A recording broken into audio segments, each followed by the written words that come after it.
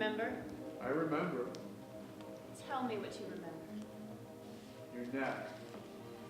The way you turned your head and exposed it to me. Pretending to look across the room. But you knew exactly what you were doing. Did I? And I traced the line of your neck to your naked shoulder with my eyes. I could feel it. In my mind, I had already gotten you in the back of the cab, your legs parting teasingly while stepping in, your eyes inviting me to follow. When I was ashamed of how I was behaving, Mother raised me better than that.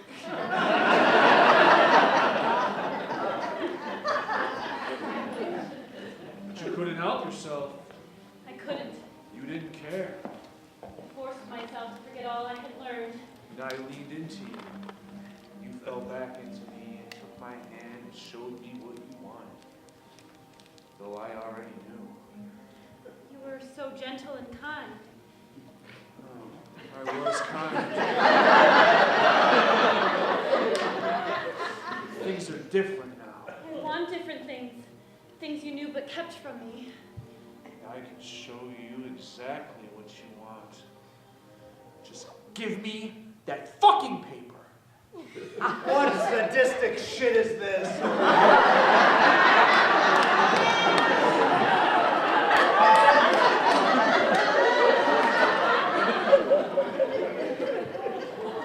Emily. What are you going to do about this? I don't know, this is terrible.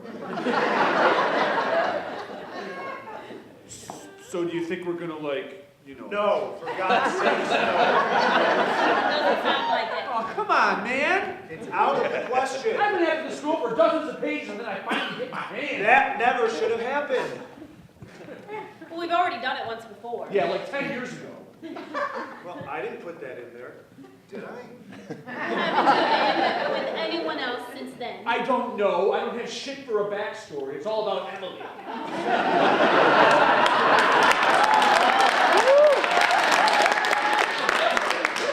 As it should be. She's a floundering ship at the moment, but I'm doing my best to right her.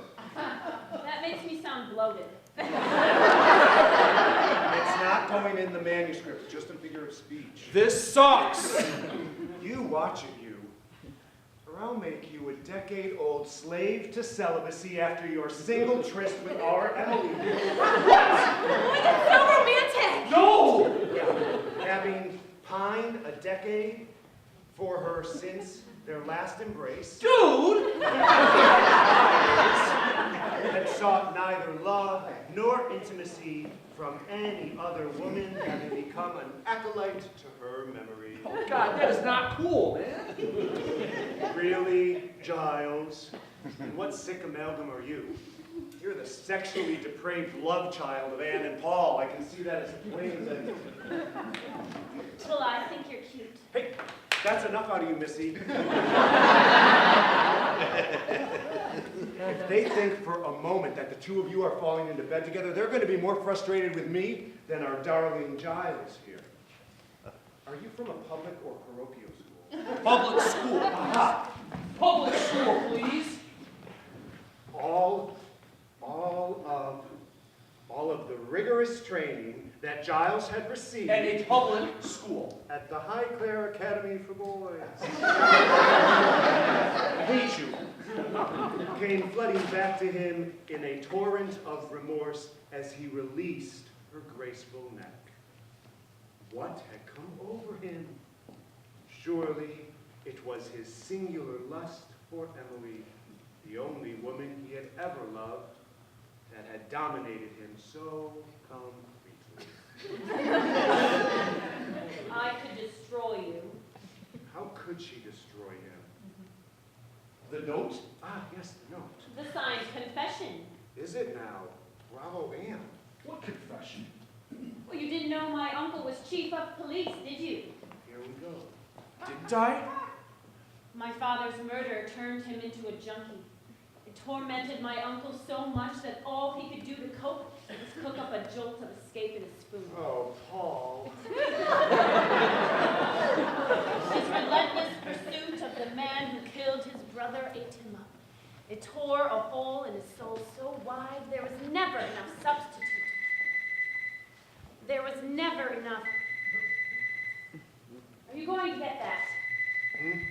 Oh, yes, I better. I've been one of the Three Musketeers. Hello?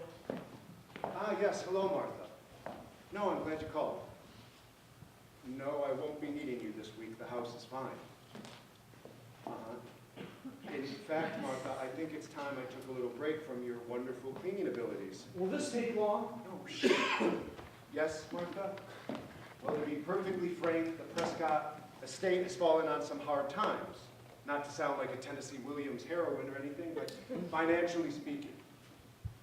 No, I'm not moving to Tennessee. It's just a... I can't afford you, Martha. Things are tight. But if things pick up, I will be reinstating you as soon as possible. I'm sorry. Thank you. Are we done